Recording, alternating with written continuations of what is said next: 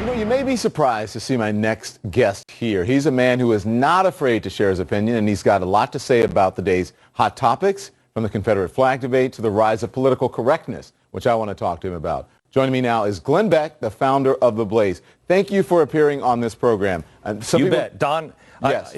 I'm going to hijack your show, and I don't mean to do this, but let me just say this.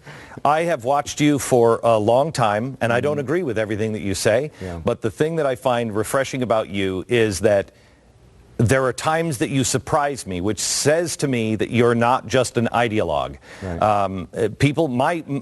People trap us in these boxes now to where everybody just thinks I'm for these certain things because, well, that's just who they are. Right. No. I'm a man. I'm my own man, and you're your own man, and I appreciate that. Yeah, well, thank you very much. I think we have to think for ourselves, and as I said on your program, we should not be run or governed by the right or the left. So let's get into this. You're a student of history, so why don't some people see the Confederate flag as a racist symbol? I don't know. I think because it is wrapped in the Southern culture. That's what I hear. Now, I'm a Northerner, and so I speak gently here about the Southern culture because it's not my culture. But as a student of history, because when I first worked in Tampa, they were debating whether the Confederate flag should fly or not, and somebody said, it was about states' rights. And I said, well, Hitler could say that it was about economic prosperity, too. Right. Do we fly the Nazi flag? That's not what people look at it as. And that bothered me, and I went to the Confederate Museum. I think it's in Richmond.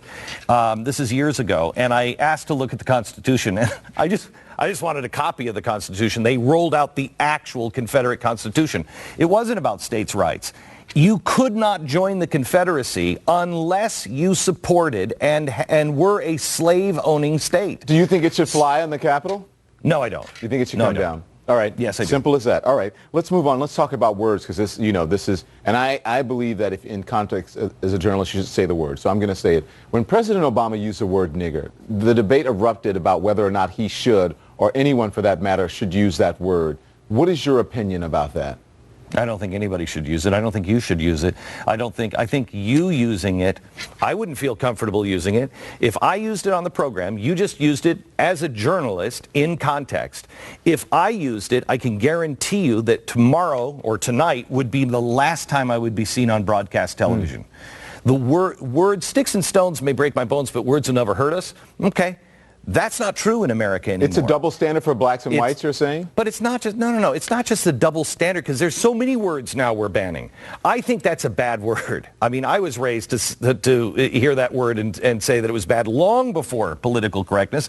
My parents taught me that was a bad word. So I don't use that word. I don't associate with people who use that word. I don't understand why it's used in rap lyrics. I'm sorry. It's either a bad word or it's not. Yeah. I'm not for banning of words.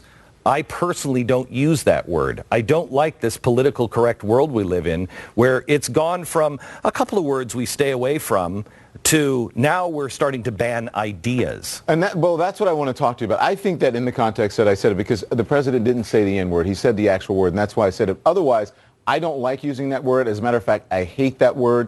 Yeah. But you brought up political correctness. Do you think it's harder now? Do you think it's made it more difficult to talk about issues seriously, like race, sex, or religion? I truly believe, Don, that the reason why, this has happened to me before in my life. This has happened with me and Sean Hannity and Mark Levin. We had a mutual friend who was feeding us things that they said the other guy said about us. You know he said this about you? I didn't know that. No. Oh, yeah, he's not really a fan. Then he would tell somebody else. He'd tell one of those guys, did you know what Glenn said about you guys? Mm-hmm. To keep us apart so we never talked. Mm-hmm. Until I finally just wrote the guys and said, this is ridiculous. Mm-hmm. We don't believe all of the same things, but we believe many of the same things. Mm-hmm. And we're in the same business. Why aren't we talking to one another? Yeah. If I've done something to hurt you, please let me know and let me correct it now. That's when the wall fell. The same thing has to happen now. Political correctness is keeping me from talking to you and you from talking to me because some of your viewers won't like it. Do you find, and I find this, that people jump to conclusions before having the facts? Even just last night, I did a segment on an op-ed written in the New York Times about whether the president should apologize for slavery. Now, someone else wrote the op-ed. I did the segment on television, and now everyone says that I'm espousing that the president should apologize for slavery. In no way. I just did the segment, and now I'm getting hit for it. Do you find people jump to conclusions like that? Try this on for size, Don. Try this for size. I mean, I'm talking to my attorneys on this one. The Miami Herald ran an article today, an opinion piece that said, I would not accept that Dylan Root is his last name? I can't remember his last name. Yeah. R-O-O-F. Roof. That Dylan Roof was not a racist. I wouldn't accept that. And they had a quote. The quote came from the time when we only had a partial license plate. And I said, look, let's not jump to conclusions. The guy could be a massive racist, but he could be anti-Christian. He could be anti-people. He could be crazy. We don't know. Let's wait. Within the 15 minutes that I was on the air, the information came out with who he was. I looked at his Facebook page. I saw the guy was a racist, and I said, this guy is obviously a massive racist. The Miami Herald printed this a week later with all of the information saying that Glenn Beck just cannot admit that this guy was racist. That's an agenda, or that is such unbelievably sloppy journalism that the guy should be fired. Yeah, and it happens all the time. Glenn, all the time. On both sides. Absolutely, on both sides. Glenn, I want you to stay with me because when we come right back, we're going to continue this conversation.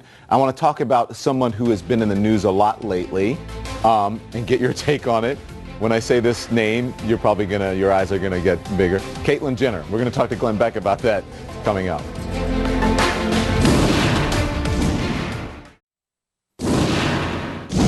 I'm back now with Glenn Beck, the founder of The Blaze. Some people may call it unholy. Maybe it's a holy alliance. Who knows? But we're going to continue to talk and reach common ground, right? That's the whole point of it. So we may not agree on everything. Yeah. But let's get to some issues now. Supreme Court could rule on gay marriage this week or next week.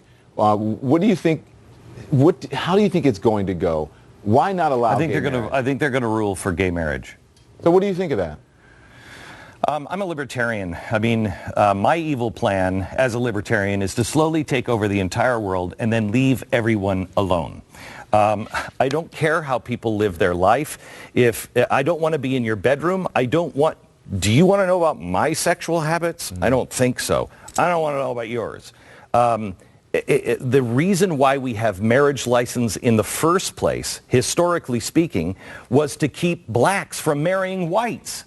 Why is the government involved in this at all? They shouldn't be involved. That's up to between you and your preacher or you and your desk lamp or whoever you want to marry you. That's up to you.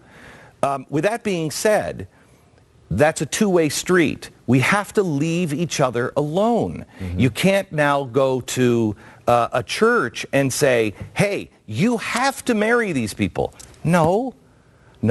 They have a right to conscience. You have a right to conscience.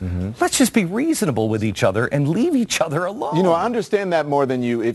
I've always said, and this may get me in trouble, I don't really care what you call it as long as I have, I happen to be a gay man. As long as I have the same rights as everybody else, you can call it what you want. Now, do I think people should be able to get married of the same sex? Yes. But if there's someone who, if their religion precludes it, then, that's your business. If that's you don't there is nothing.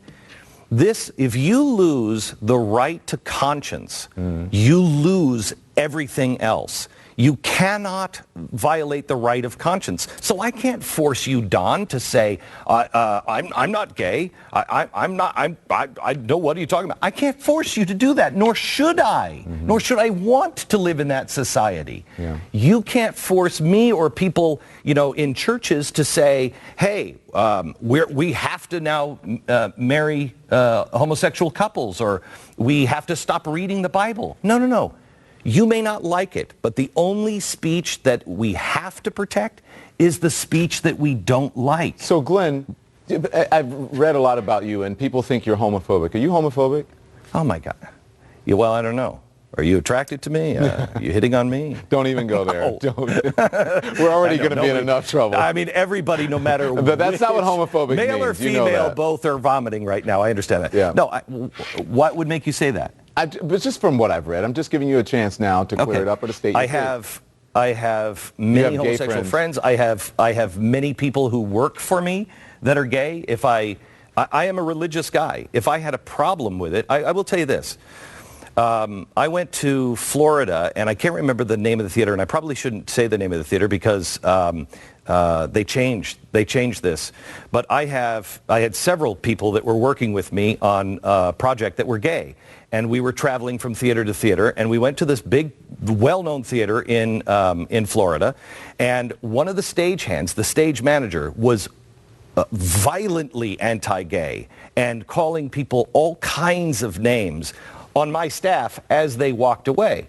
Well, one of them heard it and came to me in tears and was like, Glenn, I went immediately to the general manager of the theater and said, if this guy is the kind of guy that you have, we will never play here again, and I'm canceling my appearance here. You do not treat people that way. Period. Straight, gay, it doesn't matter. You don't do it. They fired him. And I think they were right for firing him because it wasn't his free speech outside. It was his speech at work, at his and place he of was employment. denigrating people. Yeah. So listen, let's talk about Caitlyn Jenner now. We're talking about transgender people and transgender rights. What do you make of her transition from Bruce, and do you think it's going to help people understand what it means to be transgender?